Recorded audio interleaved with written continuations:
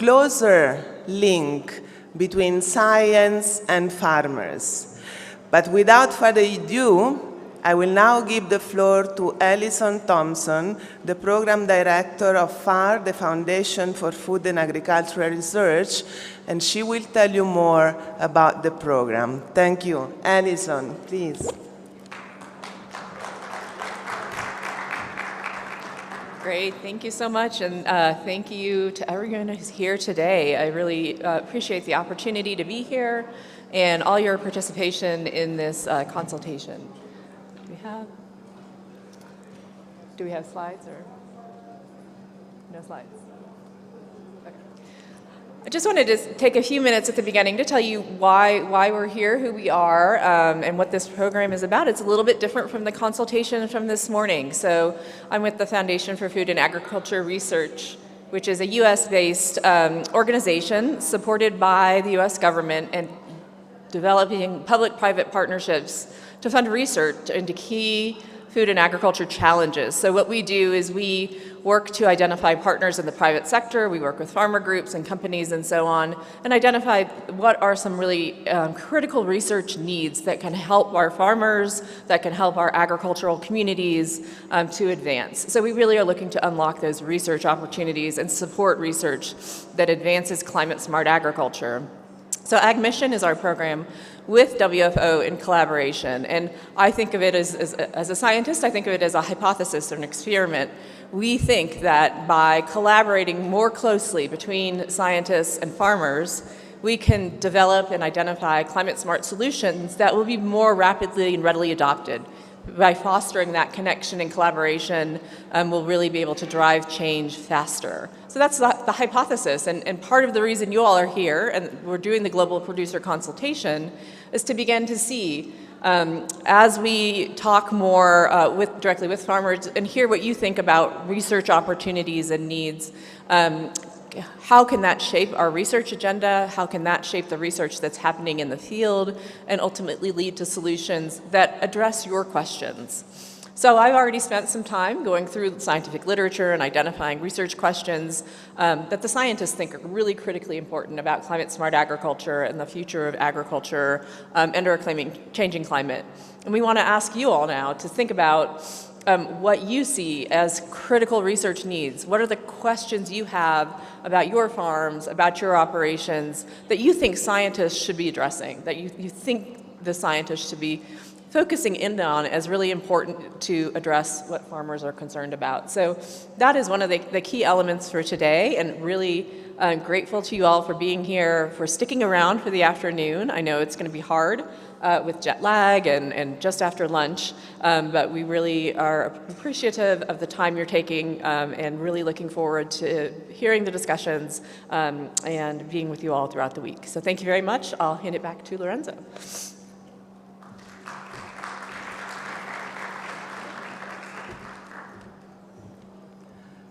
Alison, thank you very much for your kind words. Thank you also for introducing the consultation of today, because this is a very good assist for me to say that today we are launching for the first time a new established farmers consultation methodology that we have been developing in WFO over the last year with the support of AgMission and other partners.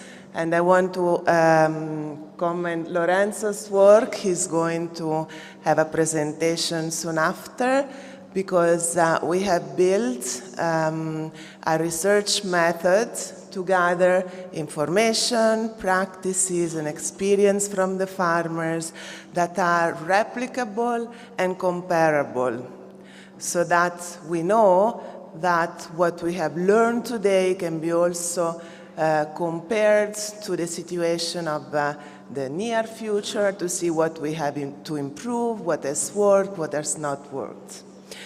So this is to share with you my joy in launching this new farmers consultation methodology, which is officially launched today.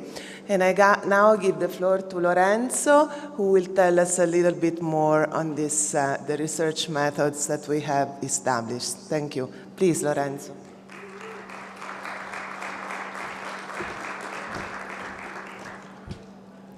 Hello, everyone.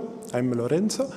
I'm very excited to see you all here gathered, kind of moved also, because this is the pivotal time for our job as WFO. We are trying to become more data-centric, and we are establishing a new way to empower you as farmers that today reaches peak. Because today we are going to ask you about climate-smart agriculture, together with help with AgMission, and we will have the space to listen to your voices, really, and then to analyze them in a quantitative and qualitative way in order then for you to be recognized at the highest panels. And we as WFO think this is a priority, and this is something that we should keep striving for. Today, we are divided into subtopics of climate-smart agriculture. Every table has a number on it, and you will find subtopics of the major area. I will also say that if you don't have a number on your table, you should try to grasp a table with a number, or then we will find a solution to listen to all the voices, because fortunately you are more than expected, and we are so happy about it. And the peak, as I said, the peak of the consultation is today, but we will keep working to find the best way to represent what you tell us today and arrive at the COP28 ready for a report on climate-smart agriculture, and then keep consulting you on every matter that you also want us to report in the institutions. So thanks. And also another logistical information. The French table has been moved, the Francophones table has been moved there, so you have more space since you are a lot of people. But you can move after the panelists, so no worries, you can stay there up until now. So thanks a lot, and see you later.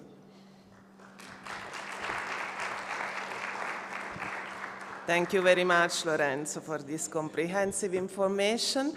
So the day will continue this way. We are going to have a panel of farmers on the stage, everyone sharing their own experience on climate-smart agriculture and it is needed according to their experience to improve this. And then we will move the discussions at table levels. Lorenzo has explained how the table will continue. And after the table discussion, a number of rapporteurs will inform the plenary on the outcomes of the tables. And in the end, Arianna Giuliodori, the Secretary General of WFO, will make some closing remarks for us. So let me now call on the stage Ms. Lone Anderson, Vice President, Danish Agriculture and Food Council, Dr. Nandini Azad, President, Indian Cooperative Network for Women, Matteo Bartolini, Vicepresidente, Italian Confederation of Farmers. I said it in Italy, sorry, this is my language, so it was just in automatic. Then Dr. Betty Chinyamunyamu, CEO of National Smallholder Farmers Association of Malawi, Rob LaRue, President, National Farmers Union, US, Diana Lenzi, President, European Council of Young Farmers, Ms. Ngunyen T. Viet Ha, International Affair Manager, Vietnam Farmers Union, Mr. Koliang Palebele, President of PAFO, the Pan-African Farmers Organization. Please come on the stage and Ms. Fiona Simpson, President of National Farmers Federation. Is there space for all of us?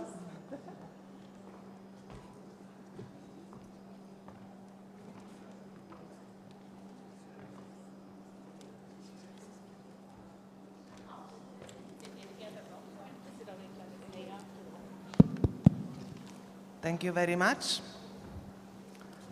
Do you need help?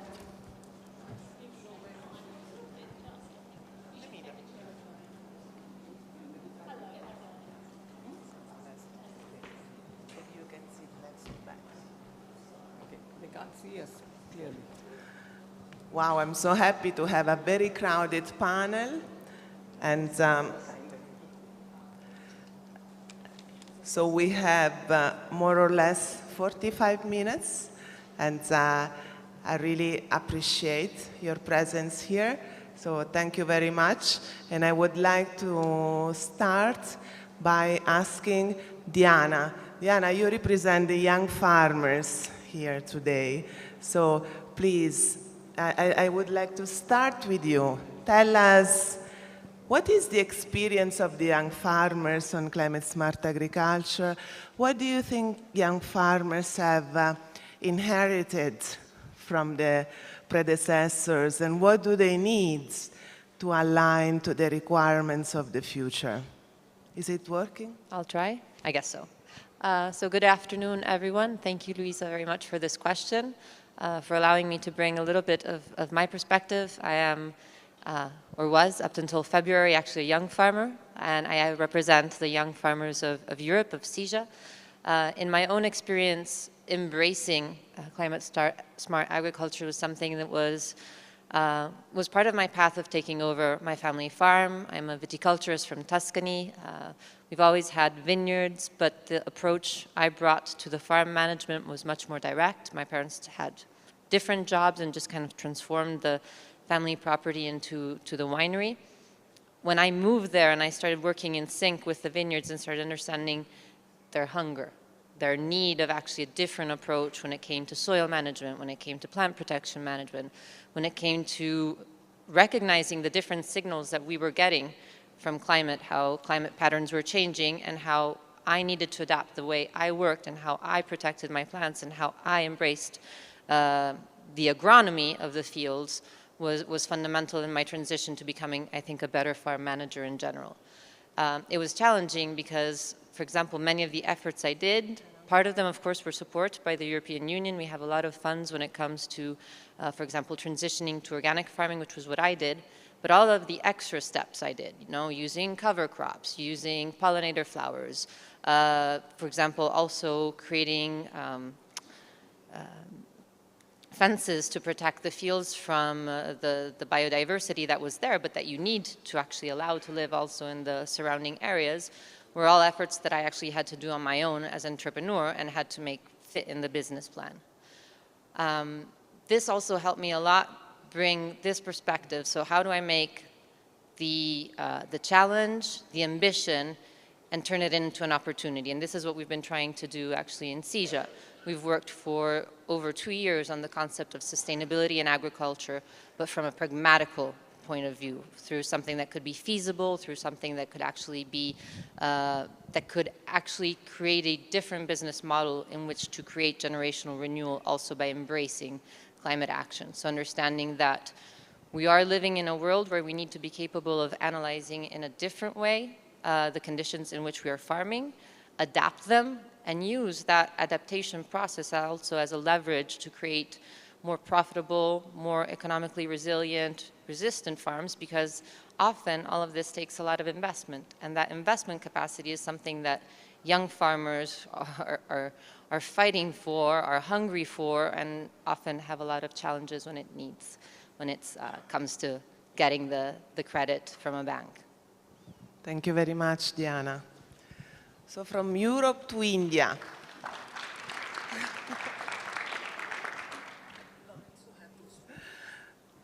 Dr. Nandini Azad, can you tell us a little bit more about your experience in your countries with rural women in applying climate-smart agriculture method? What's needed and what is there according to your experience?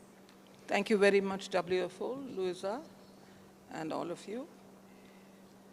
Reshaping climate change through utilizing gender-smart tools for women is, in our case, from indigenous wisdom, that these women are already doing it. I'm honored to lead the acclaimed Working Women's Forum and the Indian Cooperative Network for Women in India with 600,000 poor women in the 4 states of Tamil Nadu, Karnataka, Telangana, and Andhra Pradesh. We work with 267 occupations: agriculture, dairying, fisheries, poultry, agro-processing, etc. Manufacturing, production, services, trades. We are 43 years old, and we have in small loans given nearly $5 billion US, not from donor support, but from the poor women's shares, their own interest, rotating them. So we are not rich, but we are clever. Very, very small loans, and 90% of the repayment has happened. Women's roles as food producers and in household food security was under an attack during the pandemic. We are just out of the pandemic. And we need extensive investments and organized integration. This is from the ground level that I'm saying. And in many cases, they created their own supply chains when the global supply chains failed through the financial inclusion and resources. And just with 26 loans, starting with 200 rupees, which is not even $10, the women were controlling the wholesale, retail, consumer market. And after we had provided them loans for boats, for nets, for other equipment, drying, etc. So the point I'm trying to tell you is enabling agricultural processes for women to access finance, produce, markets, employ other women. Growth is so important. For very poor women, grow through cooperatives. So this is the point I'm trying to make, that cooperatives are one mechanism where climate change can be tackled, and gender smart and climate smart can be financed, where women can buy it themselves or when they are doing it. And this group, as you know, in India is very powerless, low skill, unregulated, invisible. But today, after we have come in 43 years ago, we are a force at the policy level, the planning level, with the governments, and yes, with financial institutions. And we work under SDG 1, 5, 9, 13, and 14. I'm going to just tell you a 2-minute story of a very poor member to tell you how she's using gender smart. So my talking is different. That's why I wanted those pictures of women, because I like participation of poor women farmers. And I did send it to WFO, I think, a few days ago. If we can put them, you can see the very, very poor women that we are working with. Padmavati, this woman, did not have cash wages 21 years ago. Her afternoon was starvation, lunch. No lunch for the family, 21 years ago. She started with a 10 euro loan and now has a 500 euro loan after 21 cycles. And the first time she bought a bullock, the second time she bought a bullock, and then she bought a single foot plow. What I'm saying is women are doing it already in all these things, and I'm very happy because of WFO that we have started doing research on our own, finding out what they are doing in their lives. So from wage work, she moved to become an asset owner of bullocks. Later on, she leased land. And here are these landless women in India. Only 8% of women in India own land. 75% are agricultural workers, really poor. So therefore, over the period of time, over a period of 21 loans, she leased land, she bought land, and where the redistribution of land has been such a big political issue, the financial inclusion helped her buy the land of 25 cents, but on her own name. And that is where we came in and said, you have to buy it. So 42% of our women have, with our help, land on their own names. This is very important for climate smart, gender smart agriculture. Women have to have titles on their own names. So 42% of our members have it. And then She, as far as seeds are concerned, she used it the indigenous way. She not only made it paddy rice, but she also distributed to networks around her, her relatives, her neighbors. So they are networking already at the village level, at the provincial level. Next was the whole issue of fodder. Fodder too. Now, they have done it from their own fields. They store it, the hay, for their own cow or buffalo, and the remaining is left over, they sell it. So they have many diversified employments. And with the fodder, they add the brand and feed them. So what I'm saying again is, I don't know about outside inputs, but I could see that they have it, and all they need is financial inclusion, and they need a bit of skill training and empowerment, not to let patriarchy take it over. Now, in terms of using tradition... Thank you, Dr. Nandini. Can you wrap up in 30 seconds?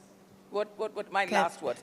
No, the point I'm trying to make is that these women, Padmavati is not an isolated case. This is a random case. So therefore, we have started a climate financing pipeline. And we have decided to put $100,000 and look for training in all these climate smart approaches. And we need training for our cooperatives in climate financing. It's all very new to us. So therefore, the points I'm making about all these people is that all over the developing world, farmers are in shocks and disasters and pandemic facing it. So therefore, go and find out what exactly they are already doing and see if we can build on it. And I would say loaning, climate financing is going to be one of the biggest things. And if they can do it on our own, like us, we don't take donor money, but only for training. It all comes from the interest of these very poor women.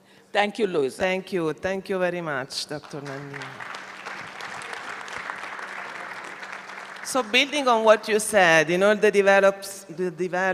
developing worlds, farmers are in shock.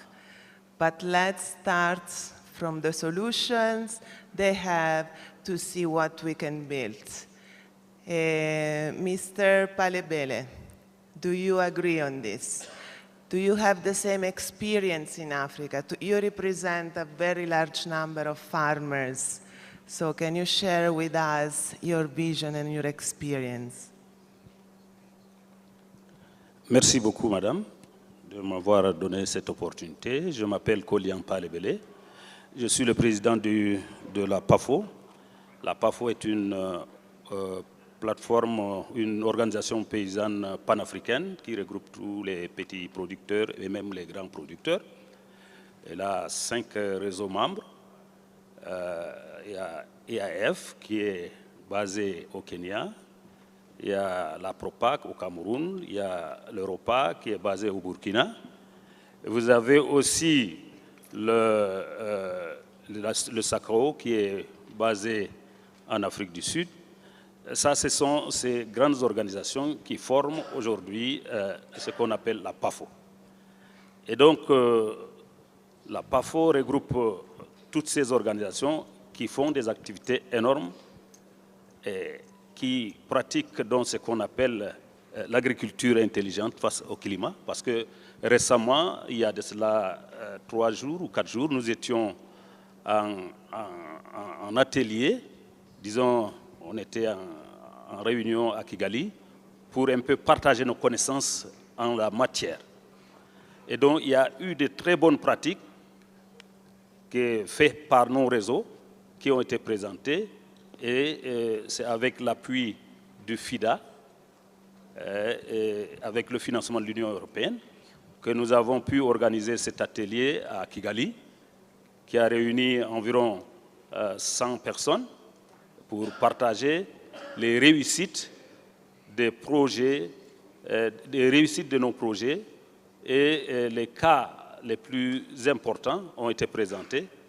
Et je pense qu'au sortir de cette rencontre, beaucoup ont appris des uns et des autres sur toutes les activités que nous sommes, sur des cas réussis.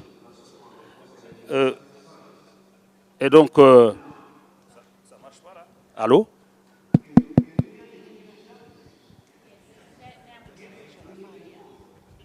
OK. Ah, moi, je vous avais averti ici, hein? Si vous n'avez pas, ça vous apprend à aller chercher les écouteurs qui sont là dehors. Voilà.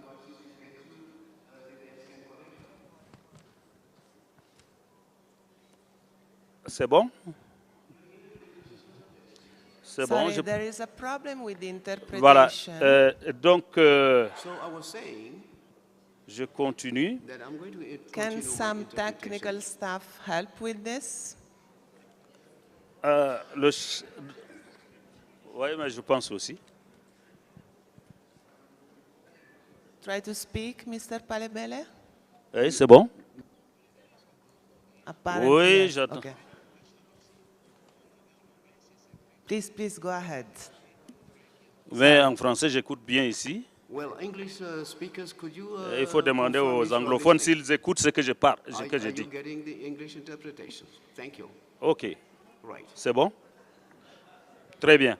Alors, donc, Therefore, pour moi, au niveau de la question de changement climatique, well, regarding climate nous change, oblige à changer notre façon de we'll faire. have to actually change our way and our Et approaches. vous savez, You know, ça n'a pas été, c'est pas une philosophie qui a été inventée par it is not quelqu'un something that has been pour like qu'on puisse invented, changer notre reinventing comportement the wheel. dans We la have to gestion only de nos change our terroirs. thinking and then they change our ways of doing things. Nous avions So, entre-temps géré déjà nos terroirs très bien, Actually, manage situations mais before. avec certaines technologies But, plus avancées, Thanks to some nous avons technology détruit and nos some, terroirs. PowerPoint, Nous avons presentation, détruit we les made it plantes, clear nous avons that we détruit were les able arbres. to know that the Nous avons consequences fait of du destroying mal our au sol environment has occurred. en utilisant We have des destroyed the mauvaises, soil, des choses we have très used, dangereuses very pour nos bad sols.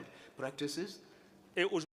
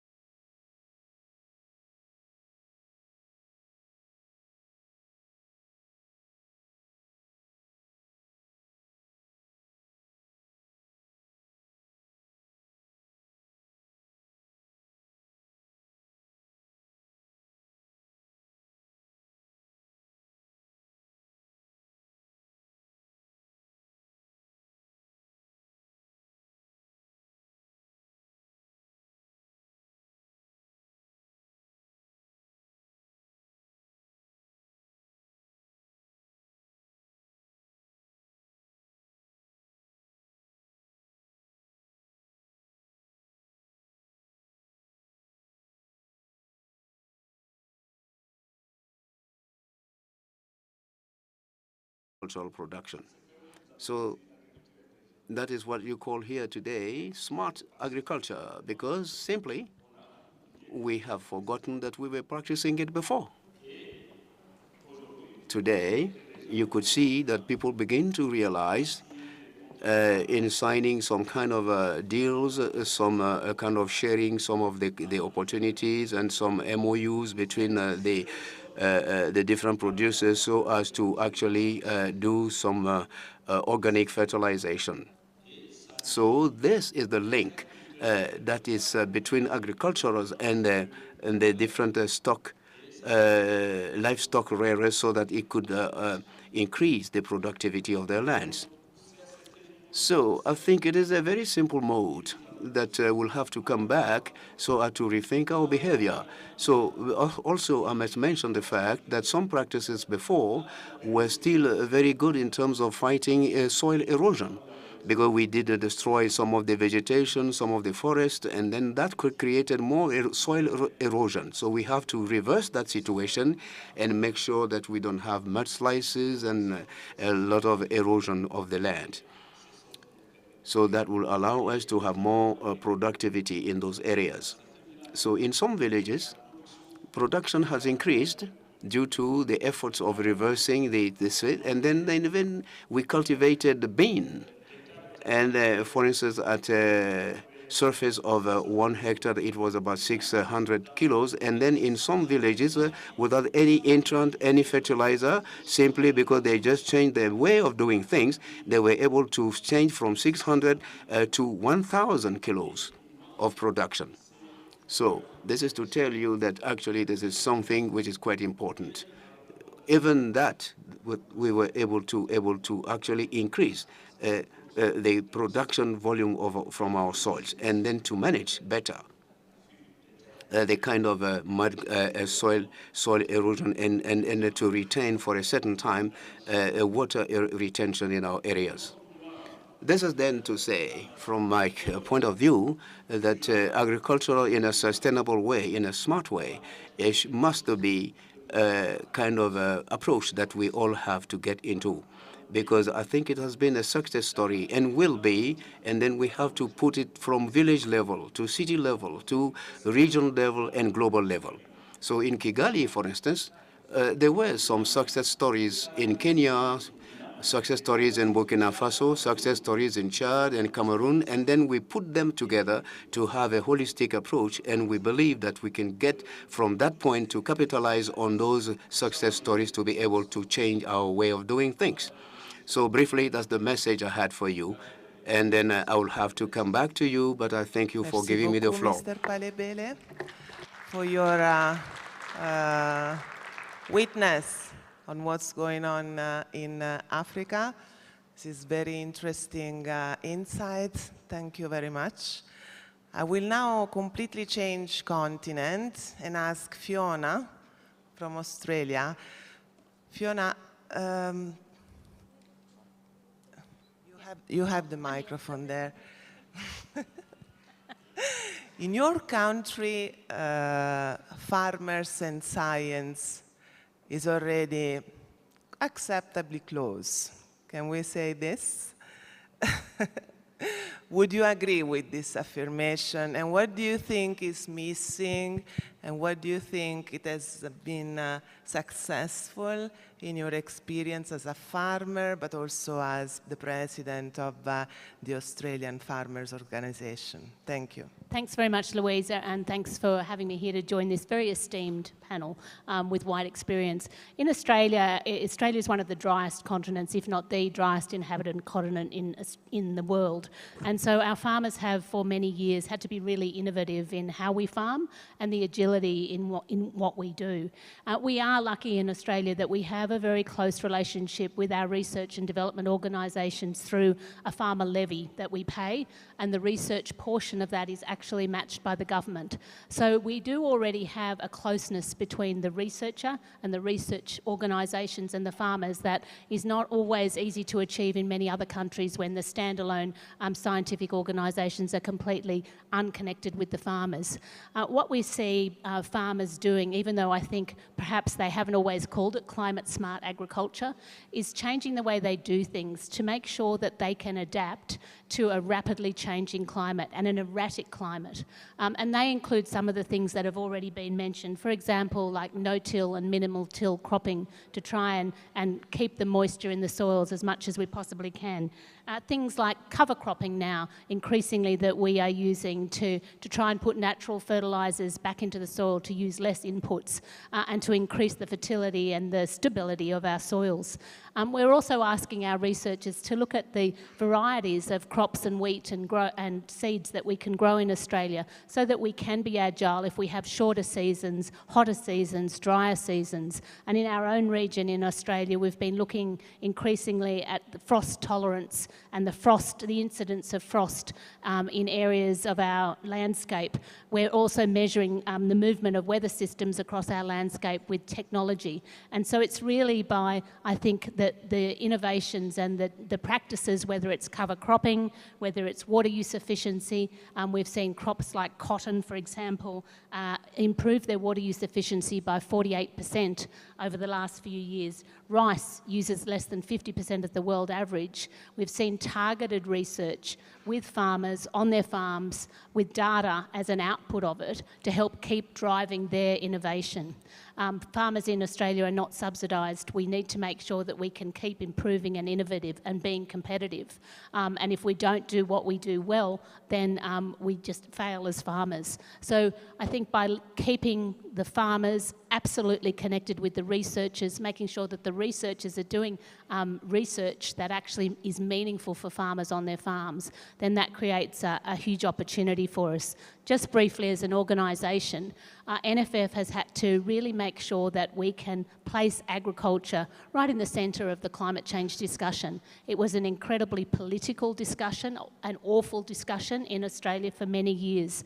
And in the last couple of years, when it's resurfaced again, we wanted to make sure that we were well placed in the national dialogue. So our targets were the farmers themselves, that we were speaking for them and acting on behalf of them, but also government in some of the policies that they put forward to make sure that they weren't policies that were going to punish agriculture, but they were policies that were absolutely going to enable us to see the benefits of some of the research we were doing, and also the community, to place agriculture in the minds of the community in a way where they don't see us as a real problem child. We may be a problem in some respects, but we're also the solution, and we also need to keep growing food in an increasingly changing environment. So that's been our approach in Australia, Louisa.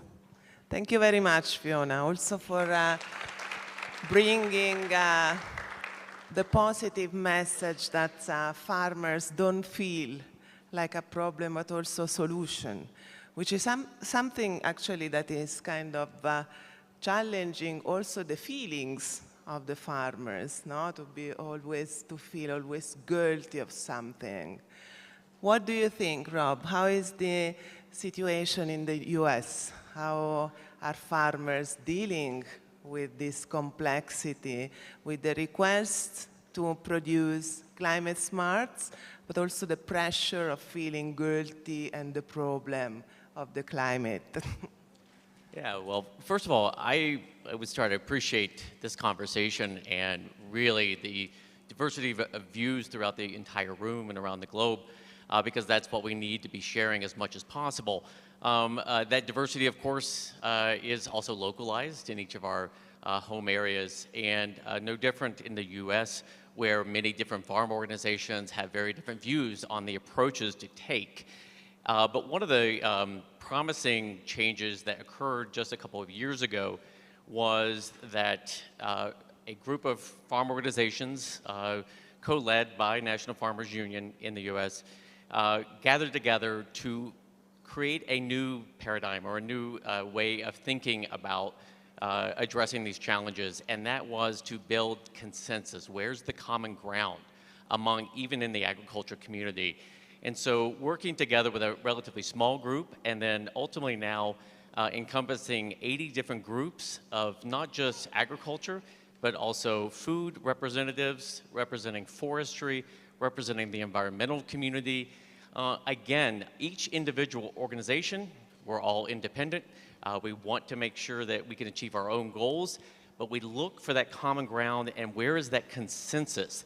That voice, that bringing together that consensus voice has really benefited us in providing, I think, a blueprint for government to now set forth pilot programs that capture that diversity, that capture that need to make sure that we are truly farmer-centric, and that farmer-centric isn't another term for farmer-targeted, but that we're representing farmers in all parts, all different crops, all different arrangements, and that consensus kind of approach has really benefited.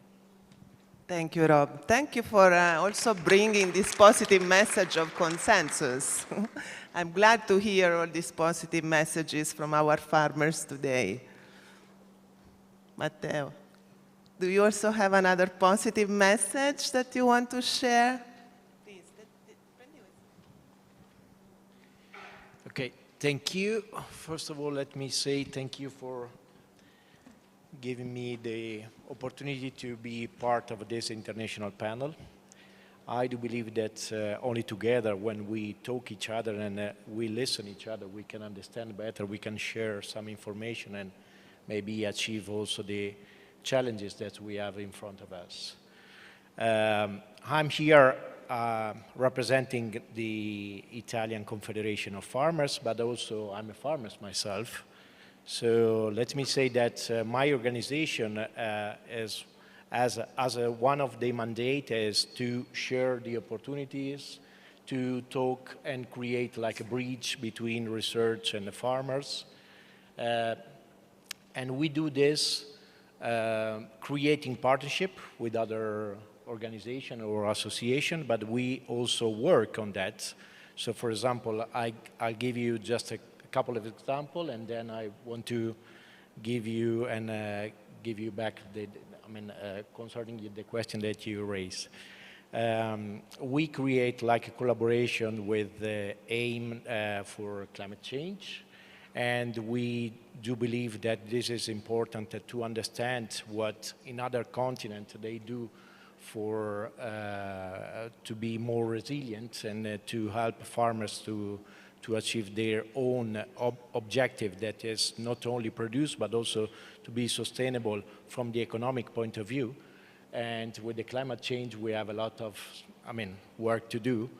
As you can heard, in Italy in this week, we had a lot of rain and we have a lot of problems. So, we have to work a lot in order to avoid that this situation create problem for the farmers.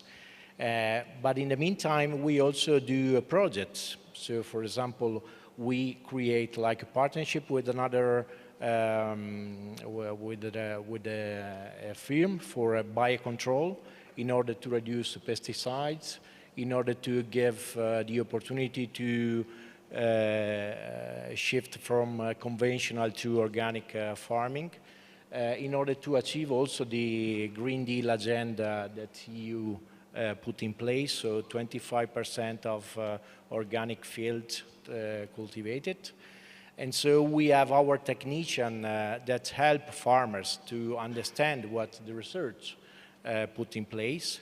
So they are, technicians that go into the field together and work with the farmers. But in the meantime, we also create like a partnership, for example, and a project with France and Croatia for soil, in order to keep in mind the importance of soil and all the nutrients that soil contain. But in the meantime, I have to say that research is important when start also bottom up. So I want to share with you my personal experience, because I'm a farmer. I live up into the hill. I live in the center of Italy, where we are famous for one kind of cultivation that is a truffle product. Truffle needs a lot of water, but where I live, I have no opportunity to reach the public water. So I have my own well. And in the meantime, I'm a farmer, but I have also a farm holiday. So I host my guests during the summer. But if in the summer you have water for the guests, maybe you have no water for your truffle cultivation. So what we start to say with the university, how we can make a truffle cultivation in this area if we have no water. And together with the university in 2010, we built like a partnership. We create a project. We have a sensor in our soil that make 5 analyses per hour and gave to us all the information if soil need the water. So we don't waste our water if soil doesn't need. In the past, we were used to say, okay, we are in May and we need to put water into the field. Today, we are not doing anymore this.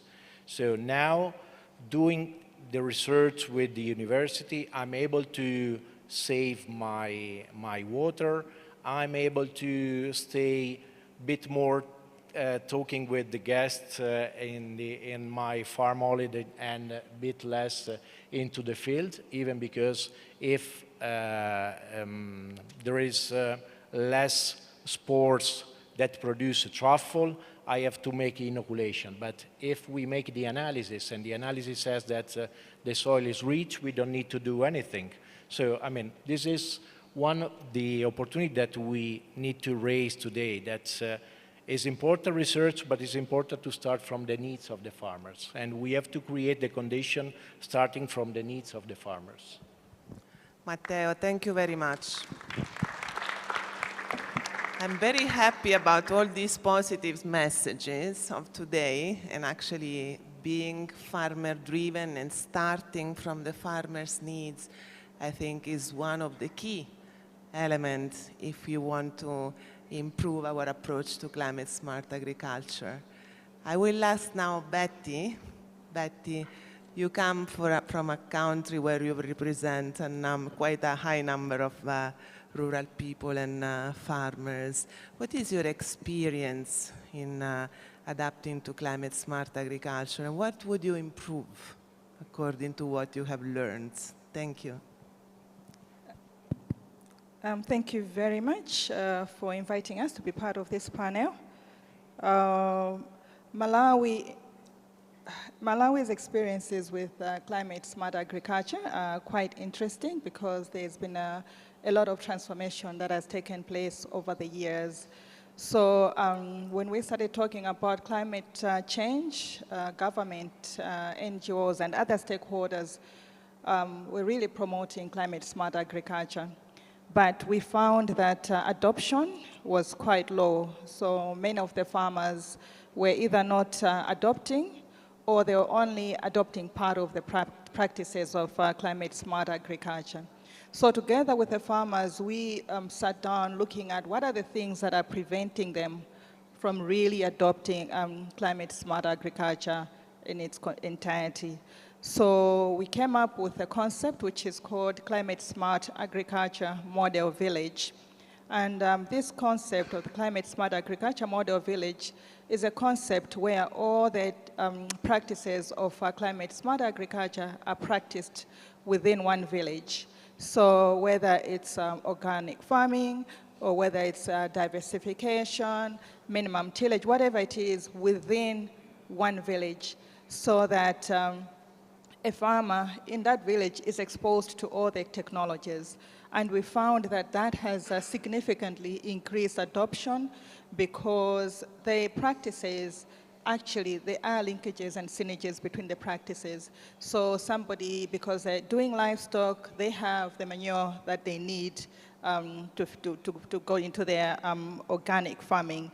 We also found that by having all these practices, the farmers were able to learn and link with researchers. So actually, researchers had to come to the village and start working with the farmers.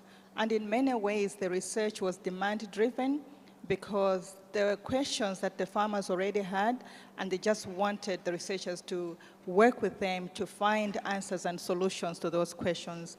So the farmers were collecting data throughout the season. So when the researchers come, the farmers were able to, really work with the researchers and say, this is the data that we have, this is what we observed throughout the year. And that helped to really integrate and make sure that research is really demand-driven and farmer-centered.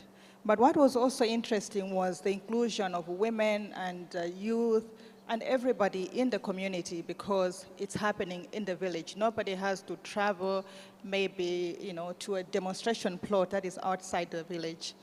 More interestingly, we found the inclusion of the elderly, because the elderly tend to stay in the village. They don't go out, but they have a wealth of knowledge, indigenous knowledge. And because all these practices are happening within the village, the elderly are also able to contribute, and indigenous knowledge and research becomes a part of the science. Another advantage, and maybe the last one, that we found was that other service providers were also encouraged to come in. So for example, insurance companies or processors and different organizations that buy commodity, they were able to come and start having contracts with these farmers because they had assurance that these people, the village, was in a better position to manage the risks that are associated with climate change. So if somebody signs a contract with them, they had more confidence that these farmers would be able to produce, unlike other farmers who perhaps were not adopting the wider range of climate smart technologies. And lastly, was the whole issue of integration with other things that happen in the village. So many times, farmers are just treated as people who are working in the space of agriculture, but they're not. They're also working in health, they're working in education. And when you brought all these technologies within the village, then the other people were also able to integrate and work with them, not only as people who are working in the space of agriculture, but in nutrition as well, in education as well. And that helped, to create more time and to make sure that when they have meetings, it's not just about production, but it's about food safety as well, nutrition, which really helped to broaden and help the farmers to embrace the technologies. Thank you. Betty, thank you very much. It looks like a super practice, the Climate Smart Agriculture Village, where the indigenous knowledge becomes part of the science. Fantastic message. Lone, is it the same in Denmark? Do you have a different experience on the farmers applying climate smart agriculture? Thank you very much. Yes, I'm an organic dairy farmer, and we have just now, this week, in the Danish Agriculture and Food Cluster, come out with a plan, a 2030 plan, because our new government have a very ambitious plan that we have to reduce the climate emission from the agriculture sector in 2030 with 55 or 60%. So we are very, very busy. So we have exactly find out together with researchers, universities, and all the knowledge we could find, I think also all over the world. We have made a plan for we think we can reach it in 2030, reach the goal without reducing our production. It's very ambitious, but we think we can. We have found 30 different technologies how we can do it. It's about breeding, a more clever strategy for breeding of cattle and pigs, power to X, pyrolyse, a lot of these different technologies. And then we, as farmers, we also have to put it on the farm. How are we doing this on the farm also? I'm a dairy producer. We produce milk for Arla, the cooperative Arla. And Arla have made a sustainable incentive model where we have to, they have 6 categories where we have to registrate and have to act on all different. It's about biodiversity, it's about renewable electricity, it's about carbon, it's about carbon farming, feed efficiency, and about knowledge building. And we have to register this different times in all the time. And now I have to do it when I come back at latest. The deadline is 31 of May. Next week, and it's if I don't do it, the motivation for me to do it is that I get more money for my milk. So of course I do it, but it's they push us. That's the motivation. They push us, and we try to move to reach the goals. And then the last thing I'll say, it's about the education. I think to reach these very, very big goals, then to face all these challenges, we have to be attractive to young people. It's very important that young people like to work on our farms, that we have a safe and a healthy work on the farms, and we are attractive for them. We have a increasing of young people going to the agriculture school in Denmark. We have made an education strategy to be attractive for the young farmers with some Show Me image campaign, and it had to work now. And we have made also, we hope we'll have innovation center for also the people, the young people, the students have to be better, learn all these when there is 30 different technologies, and the young people have to learn it. But the teachers are also, it's also very important. They learn to teach the young people and the trainees. And of course, it's very important that we as farmers take it on board and not only say, no, I don't want to talk about this ESG. We have to learn it also as farmers. So it's a big, all together with this plan, together with how we're doing on the farm, and also how we can get the young people on board, and also the old farmers and older farmers and the younger farmers, of course, get on board and learn all this. It's a very big challenge, but I hope we will reach it. So my last sentence is that the climate change knows no borders. Global challenge calls for partnerships, collaborations, exchange of ideas like we're doing today.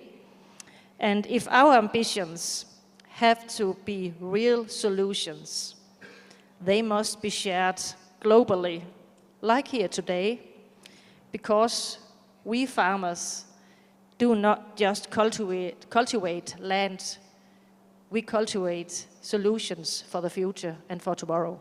Thank you. Thank you, Lone. Thank you very much. I now give the floor to our last speaker of today, Miss Nguye. Please help me pronounce your name. Nguyen Thi Viet Ha. Yeah. From Vietnam. Welcome to WFO annual meeting, and please let us know what's going on in Vietnam when it comes to climate smart agriculture experience. Thank you. The floor is yours. Yeah, thank you very much for giving me the chance to talk in this very important event. And for Vietnam, I work for Vietnam Farmers Union, the one organization representative for more than 10 million farmers in Vietnam. And actually, the Vietnam Farmer Union is pay much attention on the climate smart agriculture, and especially our government pay much attention and have also the very strong commitment on the emission reduction. That is why in Vietnam, not only the government, but also the farmer at the grassroots level, we know very well our role in the how to reduce the emission. And today I just want to talk more on the how to help the farmer to apply the scientist results, research results on the climate emission and also the emission reduced. Actually, in Vietnam, we have a multi-stakeholder collaboration in the climate change adaptation, and also work more on this issue. And for Vietnam Farmer Union, I just want to share some cases, very specific cases on the how our Vietnamese farmer doing for play the role in the reduce the emission. The first one we try to make the demonstration site on the how to apply the scientist research result and the farmer fear at farm level. Like the first one, we talk about the rice cultivation. We try to encourage farmer to use some climate smart technique. That is not very new one, but we try to simplify and make the farmer to easy for them to adopt and change their habit Before they used a lot of chemical in rice cultivation, but recently they know very well and about the negative impact, and also they have more attention on their health also. And we try to introduce and encourage the farmer to use some kinds of like reduce a chemical in rice cultivation, especially the nitrogen. And we show them very simple tool, like use the leaf color chart to know when they can put more the nitrogen and when the rice is the overuse of nitrogen, something like that. And the other technique, we also try to guide them onto how to manage the water in irrigation system. We try to give them the guidance on the alternate wet and dry. Meaning that they can, in all the techniques, these techniques not only reduce emission, but they still keep the profits for the farmers.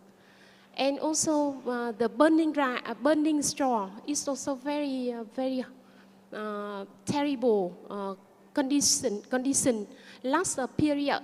But now in Vietnam, the farmer, they don't, most of them don't burn the rice. That is very important thing, because usually, especially if the air is affected a lot by when the farmer burn the rice. But now they reduce a lot. And the other one, we focus on how to help the farmer to use the organic waste management. Meaning that they can use like a straw management, rice straw, and also the rice tap to make the compost, or maybe they can use the manure from the animal to raise the black soldier fly. It can become the very good feeding for chicken or fish. That is some, and also on technique is on the red worm. Red worm raising also is a very effective, and that is not very new one. But from Vietnam, we try to encourage all the farmers to how to use try to use their waste, especially in the like a crop or manure or animal residues to become another feeding. That is from Vietnam. I try to explain to you some cases because the time is very limited. So I try to conclude my speech. I try to how to help the farmer to apply the research result in the field. That is a very important thing. Yeah. Thank you. Thank you very much, Nguyen. So thank you all.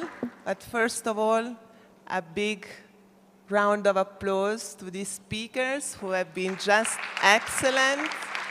Thank you. Thank you for bringing experiences from different countries and continents. Thank you so much. Just one closing message, and then I will leave the floor to Lorenzo, who will explain you about the tables. As you could see, when farmers speak and provide messages and solutions, these are always positive. So probably we should start listening to farmers more and leverage on their experience. Thank you very much. Lorenzo, the floor is yours.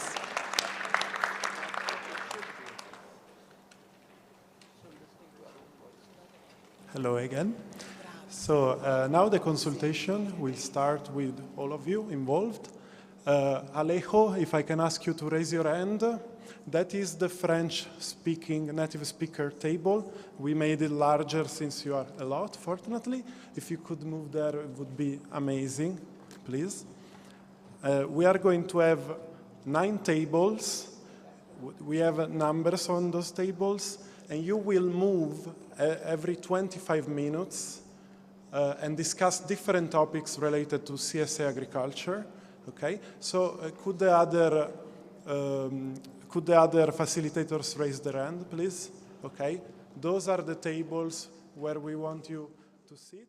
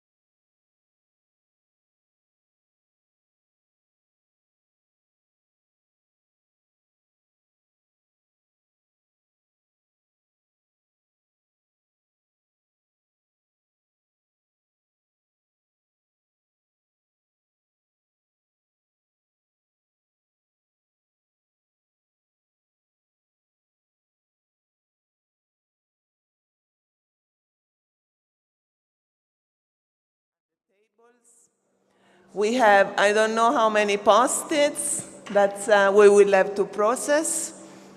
So now for today, we are going to listen to 4 rapporteurs who will tell us about the first-hand outcomes of the conversation, but a full report of this day will be prepared and shared with you all in the next weeks.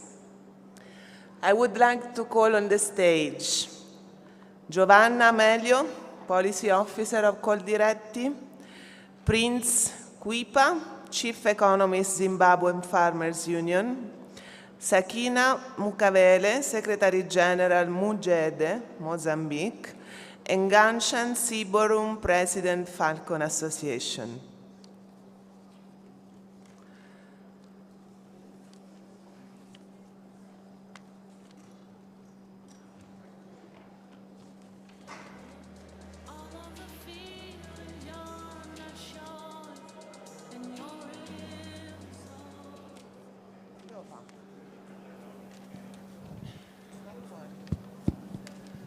Okay, thank you very much, guys. You have 3 minutes each to report on what you have listened from the table.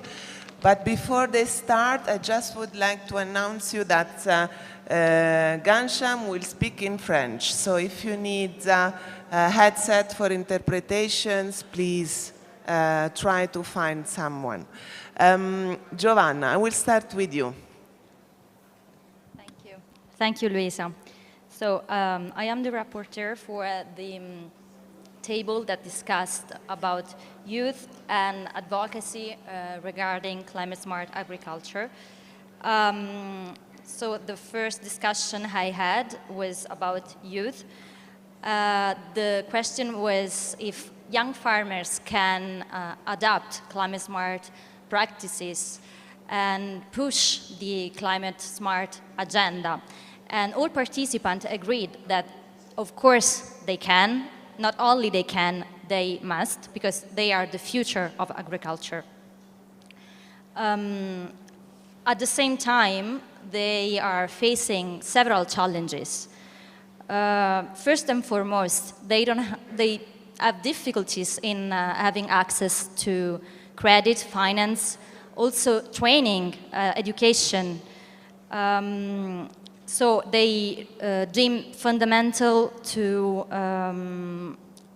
obtain access to all these elements, factors, and also it's important to have a peer-to-peer learning experience in this regard, especially in climate-smart agriculture, because sometimes there is also confusion about what climate agriculture is. Also another important element that emerged is the access to land. Of course, is crucial for young farmers to have access to land, to invest in a healthy soil, which is essential to mitigate and adapt to climate change, to also reduction of emissions. And we also concluded our discussion with a positive message that is that for young farmers, the most important thing is the legacy they leave. So once again, land is fundamental, and one of the most satisfying things they can do is to leave the soil, the land they have in a better condition, and also receive the soil and the land in a better condition. Regarding the discussion about advocacy, what emerged, the first takeaway is that farmers should not be involved only in policy implementation, but from the beginning. So also during the phase of design of policies. Moreover, all policies should be science-based to facilitate the communication and implementation of policy by policymakers. So should be a stronger relationship and partnership between farmers and science. And lastly, it is important to make sure farmers are well trained to have the capacity and skills to leverage on national governments about climate and agricultural issues. Thank you. Thank you very much, Giovanna, and thank you all for your insights. So, Prince, now it's on you to report on what you have listened from the tables. Okay, thank you. The first area that I will discuss is the diversification of production as a means of mitigating effects of climate change. This was observed as a viable means of mitigating or adapting to climate change. But it also came out that it needs collaboration amongst the actors that are involved, which means we could be including here CDLCs, because they also do a lot of research in terms of drought-tolerant varieties. If we are talking hybrid seed, government research institutions, you find that most of the institutions in the government are poorly resourced and therefore would need some investment to meaningfully contribute to the development of germplasm that is suitable for the changing climate. And also even financiers to also come in with the necessary financing. It could be patient financing from the NGOs or the financing that is coming from bankers. And then another point to highlight is that climate smart agriculture may not necessarily be profitable at the first instance because there is a learning curve. Therefore, if we really want to promote climate smart agriculture, we need, because there are other benefits that we aim at, which are environmental or regenerative agriculture that we were talking about. All those are benefits, but they might not bring money into the pocket of the farmer. So there is need for support from government, from central government treasury, to promote climate smart agriculture, especially in the initial stages of adoption. Then also we talked about technology, and I think the point that came out was is that technology accessible to farmers? The technology has advanced to such an extent that there are big machines that are driven by GPS and so on. But are they accessible or are they appropriate? So there is need. They are available but not accessible. So there is need to find means of making sure that they become accessible. How? Through access to finance and also through technical backup, and also research and innovation to come up with appropriate technologies. I can give you an example of the two-wheeler tractor that can be adopted by the smallholder farmers. Then renewable energy is also another way that can, as an element of climate smart agriculture, to use renewable energy, which the farmers can use by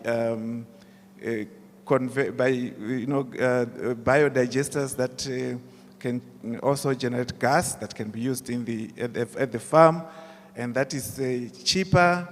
And also, if you are doing solar, you can also, if you do more than you need at the farm, you can actually also, there are now technologies that allow you to actually hook onto the national grid and also get benefits from there. And Please, then, can you wrap up? Yes, this is the last one. Then in terms of technology, we see that our farmers are in the remote areas, and most of the time, they cannot access the data network. And most of the time we then resort to use SMS technology, but it is limited in terms of the characters that you can send to a farmer. So also poor connectivity, and especially just to cover the last mile, where if the information reaches the extension worker, then the last mile is how can it then reach the farmer when it is still useful, especially marketing information. Thank you. Thank you very much, Prince. Sakina, what has emerged from your table? Thank you. 3 minutes. You. Yes. There were a lot of debates, but Alors nous avons eu des débats, mais nous avons surtout parlé de l'organisation. Alors nous avons fait une comparaison par rapport à ce qui se passe au niveau national, par rapport au niveau régional. Peer-to-peer collaboration, exchange of good practice, and also visibility in multi-stakeholders events of farmers, but also some notes on farmers, on the role of farmers in the climate smart agriculture. We can say that the women are not, they cannot participate fully due to lack of activities or multifunctionality of women in the agriculture that they have to address for daily work. But also they have multi roles. And also some of women that still have challenge to access the land and to legalize their lands. So there are a lot of challenge, but they are very, very important challenge that they still need to address: trainings, lands, and how to support the women to be able to work equally, to produce equally as men. Thank you so much. Thank you, Sakina. Thank you also for being so brief. Ghansham, to you, 3 minutes. Merci beaucoup. Thank you very much. In our group, we were able to talk about adaptation and also to underpin the fact that the agriculture could be one of the areas which focuses on policies, the national policies, because governments normally will want the agriculture to be taken as a very easy kind of activity, but it's not so much easy because we have to take into consideration the climate change factors. So we have to talk about the quality of the data which have to be harnessed, and also we know exactly that we also have to be in tune with WHO requirements, that there are a lot of chemical adverse effect on the soil, and then the quality of the soil, and we have to reduce the kind of chemicals that we use in our farmlands. So then we have to think about all those aspects in terms of policy drafting. So the policy should take that into consideration. In the different tune, we have to talk about innovative approaches in use of technology. Technology actually compels us to have access to it first. We need also access to the proper financing modes, and also we need to know exactly how we could do some of the coordination in terms of use of the high tech, like using the drones. And there are other state-of-the-art technology that can be used also to have to actually do the appropriate use of the different fertilizers. So to be able to do all that, you need the financing. Because if we want to actually contribute effectively, you have to actually be cognizant of the carbon market. A lot of countries really don't know how to actually go about it, because the principle for the funding of the carbon market is difficult for them. Now, we have to note the factor, the environmental pollution, because we have to actually take cognizance of the fact that people should know more about how to manage the land in terms of reducing the pollution of the environment. We have to also try to make a lot of mobilizing the youth in agricultural activities. The use of the media also is very important, But we should note the fact that there is a great difference between the youth which is involved in trying to be attracted by the life in the cities and those who really have to be actually more cognizant of the realities in other areas in the innovative way in rural areas. So you need to actually know that we have to do a kind of reforesting some dry areas, some dry lands, and because the dryness, I mean the drought is affecting those areas. We have to also think in terms of aquaculture. Aquaculture is also something very important because it's not only just on the land, but they have to think of in an intelligent way the areas which are covered by the hydro areas. So water resources would be key. Water resources for the dry land to irrigate them, and water resources in trying to make a sort of agriculture within those wet areas. Can you wrap up? It's fine? Okay. So thank you very much to Giovanna, Prince, Sakina, and Gansham for reporting on the first Vamos a reportar from the table. el primer And, tiempo en la mesa, como he dicho, as soon as possible in the next weeks. With this, I also would like to thank the facilitators of the tables who have been working for 4 hours in making sure that everybody contributed to the discussion. And also, I would like to thank my colleagues in the Secretariat who have been working behind the scenes, in particular Lorenzo and Ambra, the communication team, and the operations team. Thank you very much. And I will now give the floor to Arianna for the final word, but while Arianna comes on the stage, let me make some practical logistical remarks. First and foremost, please don't forget to come tonight to the opening ceremony of the GA. It will be at 7 p.m., 7, not 7:30 as written in the program, and it will be located at Cascade Hotel, first floor. The doors will open at 6:30. You will have to follow the way for the swimming pool. It will be a nice place, but also a little bit cold, so please come prepared. Second, to access the opening ceremony, you will need bracelets, bands. They are available outside this room. So while you go out, please don't forget to collect them. Also, don't forget your badge for tomorrow. And here I'm looking at WFO members mainly, who will be busy with the internal session of the General Assembly. For all those who are not busy with the internal session, and everybody is welcome, of course, to stay and participate as observers, but there are also some cultural programs organized for you. So if you want, you can register for these at the entrance of the building. I think I have said everything. Thank you. Lorenzo, I forgot something. Yes. Okay. There is an iPad that was lost in a bag of WFO. If you find it, please take it to the organizers. Thank you very much. Arianna, to you to close the day. Thank you.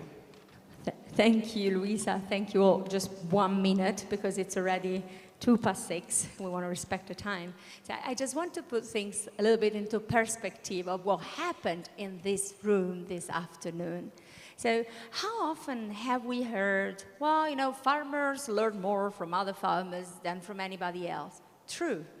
How often have we said that farmer stories are a unique value added that can really bring up solutions that can change the way we think about climate smart agriculture and how to tackle, in general, mitigation and adaptation?